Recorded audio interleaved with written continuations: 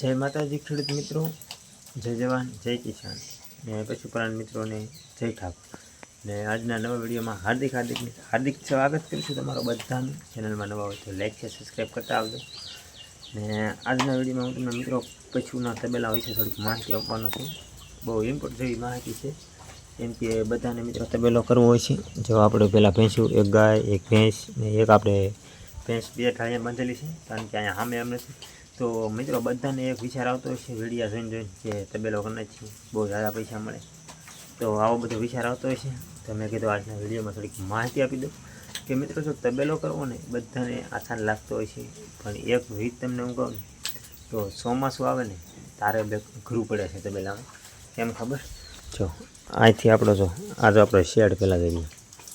જો અહીંથી આ પતરા છે ને નાલી આપણે શેડ બનાવ્યું સ્પેશિયલ ભેંસું માટે. જુઓ તમે જોઈએ તો આપણે તો પશુ માટે મિત્રો સ્પેશિયલ શેડ બનાવેલો છે, પણ જેને મિત્રો શેડ ના હોય એને બહુ તકલીફ પડે, કેમ કે ભેંસું ત્યાં બાંધવી એનો નિરાવતા નાખવો. તો આપણે જો આમાં નિરાવ નાખેલો છે એટલે સગવેટા છે તબેલો કરવા માટે.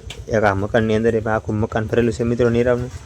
ને બીજો મિત્રો આપણે છે ને આમ બહાર જો આ ગંજીરી, આ તો ગંજી કરી ખાલી મારે મિત્રો એક ભેંસ, એક પાડી, એક મોટી ભેંસ ને એક ગાય, 4 વસ્તુ છે. તો એટલે મેં મિત્રો મારા સગવેટા છે. ને અમુક મિત્રોને હજી નવો તબેલો કરવો હોય છે, મિત્રો નવો તબેલો કરવાનો વિચાર આવતો હોય છે, તો એ મિત્રોને થોડુંક અઘરું પડે, કેમ કે એક પરથી મિત્રો ચોમાસામાં બહુ નિરાવ ન હોય, કેમ કે વાઢવાની આવી ઘણી બધી તકલીફ પડતી હોય છે, એટલે એને થોડુંક અઘરું લાગે. એક પરથી આપણી પાસે રહેવાનું મિત્રો બરાબર હોય નહીં પૂરતું, એમાં આપણા પશુનું કરીએ. એટલે મિત્રો મારે તો ખાલી એટલા વિડીયોમાં એટલું જ કેવું છે, તબેલો કરતા હોય ને તો મિત્રો નાનીથી શરૂઆત કરજો, કાંઈ બહુ મોટું ન કરતા, કારણ કે તમારી પાસે શરૂઆતમાં પૈસા નહીં હોય તબેલો કરવા માટે. તો પહેલાં તો તમારા મિત્રો ખાલી એક છે ને 30,000 પાકા ગણી જ લેવાના છે, કેમ કે તમારે ભેંસું હાટું શેડ તો કરવો જ પડશે. કેમ કે જો તમે શેડ નહીં કરો તો ચોમાસામાં મિત્રો ભેંસું બાંધશો હતા અને બહાર બાંધશો તો કોઈ વાંધો નહીં, પણ એમાં તમારે મિત્રો પલ્લીને પછી છે ને માંજવું પડી જાય. તો પછી તમારે મિત્રો ડૉક્ટરને બોલાવવા પડે. દૂધના માલ હોય તો એને પલાળાય નહીં, ખાસ તમને ખબર હોય રોજ હવે આ તો મિત્રો તો પલાળાય નહીં. પલાળી તો ડૉક્ટરને બોલાવવા પડે, દવા ન દઈ. તો આવું ના કરવું જોઈએ. ગાયું હોય તોય મિત્રો પલાળાય તો નહીં જ, એના માટે થોડોક ખર્ચો તો છે જ.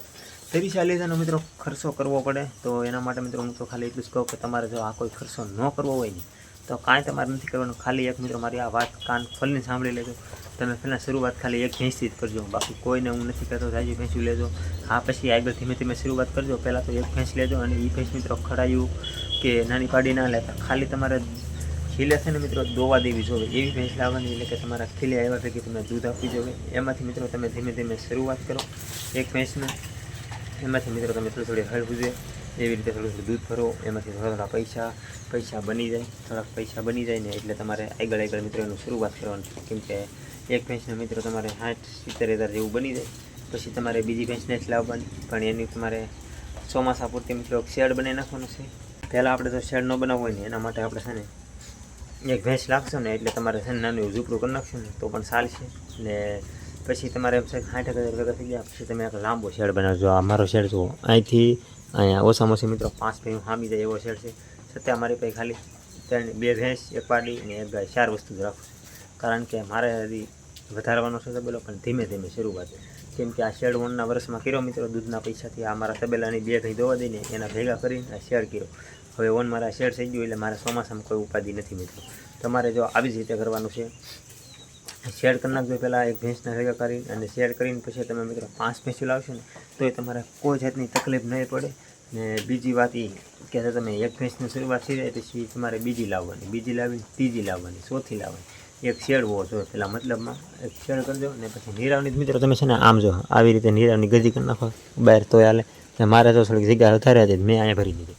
તો આવી રીતે કરજો, કારણ કે કોઈ મિત્રો કોઈ ધંધામાં બચ નહીં ભરવાની ડાયરેક્ટ, કેમ કે આપણને અનુભવ ન હોય ને તો એમાં ખરાક આપણું મિત્રો ખોટ પણ આવી જાય. એટલે આ ખાસ મારી નોંધ લેજો મિત્રો, કારણ કે જો પૈસું તો બધા કરે, પણ આવું ચોમાસું ના આવે મિત્રો તારે યાદ ચડે કે એટલી બધી ભેંસું ન કરવી હોય તો સારું હોય. એક વખતે ચોમાસામાં આપણી પૂરતો નિરાવ ન હોય, નિરાવને હાંધા પડતા હોય કે સરવાનું તો હોય નહીં મિત્રો 2 મહિના. જેને સરવાનું હોય એને ઘરની જમીનને હોય એને કોઈ વાંધો નથી, એને નિરાવને પૈસા બસે. એને તો છે ને મફતનું જ ગણવાનું, ખાલી દૂધ ના આવે. ને જેને જમીનને એવું નથી ને એને હંધોય નિરાવ રસ્તો લાવવો પડે, એટલે એને થોડોક મુશ્કેલી પડે ચોમાસામાં. પણ ધીમે શરૂઆત કરીશું મિત્રો, કોઈ મુશ્કેલી પડે એવું નથી તબેલામાં, બસ સરળ જ છે. પણ ખાસ છે ને આપણે ટોપિક પ્રમાણે તબેલામાં શરૂઆત કરીને તો કોઈ વાંધો નહીં, ડાયરેક્ટ આપણે મિત્રો ઉછીના પૈસા લઈને તબેલો કરી નાખીએ ને તૂટા બીટા હોય તો કંઈ કહેવાય નહીં, કેમ કે ધંધો છે મિત્રો, ખોટે આવે ને નફો મળે, એટલે આ થોડી તકલીફ પડે, એના માટે મેં વિડીયો બનાવ્યો હતો. તો તમને બીજી વાત મિત્રો કહી દઉં તો ભેંસુની તમારે છે ને ભેંસુને હેઠે આવી ગમાણ જેવું હોય છે ને ચોમાસામાં પલળીને તમારે ગોંદી થશે એટલે તમે વાહી દઈને આવું બધું કરતા હશો, એટલે તમારે પગ હળવાનો થોડોક પ્રોબ્લેમ આવશે, કેમ કે પગમાં મિત્રો જીવાત ને એવું બધું પડશે ને પાણી ચડશે. એટલે આ મેં નોટિસ હતી, તો આ નોટિસ દેવી જરૂરી છે મિત્રો, કેમ કે અમુકને ખબર ન હોય તો આ વિડીયો જોતા પહેલાં તબેલાની વિશે થોડીક માહિતી મળી જાય. તો ખાસ ધ્યાન રાખજો મિત્રો, તમે તો તબેલો કરશો એટલે તમારે ભેંસુને પોદરાને એવું બધું વાહી દઈને નાખશે એટલે પગ તો હળશે. પણ આની દવા હું તમને આગલા વિડીયોમાં આપી દેશી ઉપાય, તો મુદ્દાઓ જેવી જરૂર નથી. તો ગમ્યો હોય આ વિડીયો મારો તો લાઈક શેર અને સબસ્ક્રાઈબ કરતા હતો, અને મિત્રો મળીએ આવા નવા બીજા વિડીયો સાથે. બધાને જય માતાજી, બાય બાય.